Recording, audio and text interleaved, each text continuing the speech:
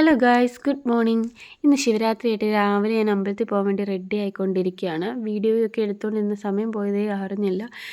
ഇറങ്ങിയപ്പോഴത്തേക്ക് അത്യാവശ്യം ചെറിയ വെയിലൊക്കെ ആയിരുന്നു. ഇനി നട അടയ്ക്കുന്നതിന് മുന്നെയെങ്കിലും എനിക്ക് അമ്പലത്തിൽ ചെല്ലണം. അതിൻ്റെ ഓട്ടമാണ് നിങ്ങളീ കാണുന്നത്.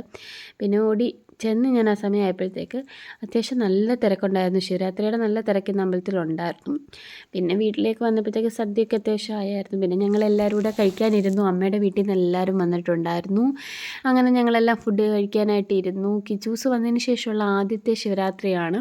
അപ്പോൾ അമ്മ അവനൊരു കുഞ്ഞിലയൊക്കെ ഇട്ട് അവനും സദ്യ ഇങ്ങനെ വാരി കൊടുത്തുകൊണ്ടിരിക്കുകയാണ്. അവന് ഇഷ്ടപ്പെട്ടെന്ന് തോന്നുന്നു കേട്ടോ.